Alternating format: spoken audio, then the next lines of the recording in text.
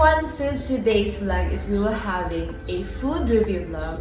And as you can see, may tatlong boxes tayo dito sa side. So this is from MSM FT Takoyaki. Earlier, nag-meet ni Sir K sa 7-Eleven para mahatag ng tuloka flavor of takoyaki. So I'm so excited to try this one, guys. Kaya since favorite na ko ang takoyaki jud ever, so lahit na pod na flavor ato ang i-try. Let's try this 3 boxes of takoyaki. So I have here a cheesy flavor. So this is a cheesy flavor, and this is the regular one. And next is the taco bomb. And so guys, may ano sila additional cheese. Kung gusto ninyo ka ng more cheesy good inyohang ka ng takoyaki, pwede mo magpa-add of additional 20 pesos each sa inani nila. And the next is na sila hot sauce pod. So according to Sir K is if taas imong tolerance sa halang is pwede ra kaayo ni siya sa imuha. Pero pag dili ka hili og halang, ayaw na lang jud siya i-try kay dili siya halang jud siya. So mo na yang naingon sa ako ganina. Pero i-try nato kung halang ba gid siya o mas cheesier pa gid siya if naa siya inani. Okay, so first one we will try this taco bomb. So musa na to na siya dira sa kilid. So magbisaya lang ta guys. Bisaya man ta. So let's try this one, taco bomb. So guys, 8 pieces of takoyaki siya guys. So sulit na siya actually. So let's try this one.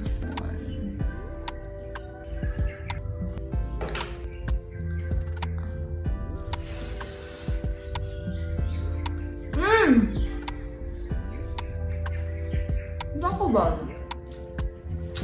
Guys, halang din siya daan. Ang taco bomb is halang siya. Daan, halang din dahil siya. So, gusto na ko butangan pa siya og additional hot sauce. I-try na to kung halang din siya. Pero halang din siya guys. Oh my God! Tama na bi, halang din siya. Lahi yung pagkahalang guys kay naiuban na food na halang. Pero pag tilaw nimo, halang na imuhang matilawan, dili na tong flavor jud niya mismo.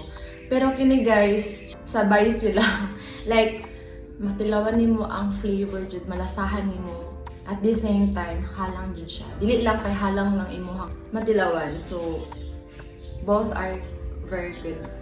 Both are very good.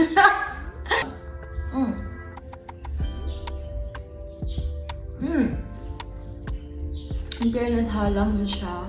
Tapos langit siya, guys. Wait lang, I need water. Ay, grabe, halang din siya, guys. Kailan ko sa halang.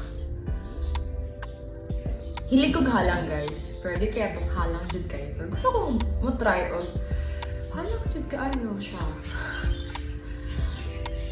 So, mga hilig halang, this is for you. So, you can order taco bomb. So, halang jud siya. Sorry kung OA ko guys, pero halang din siya. Moving on, so let's try again this regular one.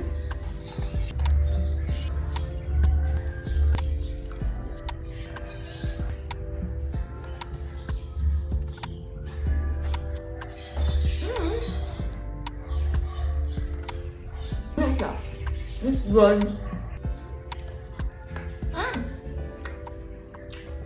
And guys, sorry, I was wrong. So, this is not a cheese, so creamer pala tawag nito guys. So if you want some creamier sa takoyaki nyo, is you can add 20 pesos for this one and hot sauce for 10 pesos only. So next one is the cheesy. So let's try this one, a cheesy flavor. Again, may 8 pieces siya sa loob. Try natin. Lagyan natin ng cheese, creamer. Not the cheese, it's a creamer.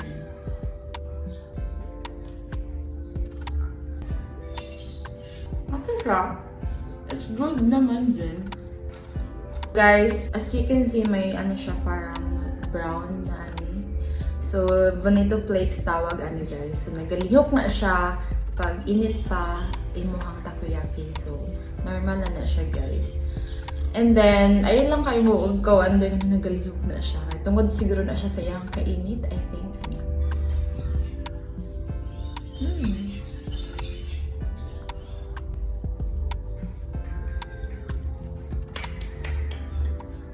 Yung cheesy guys, is cheesy din siya. Like, wala gitipid ang cheese. Cheese din siya. Kaya na ba ng mga takoyaki yun, natipid nila ang cheese. Siguro expensive or what. Pero kini sulit kaya mo 130 pesos. Kaya cheesy din kayo siya.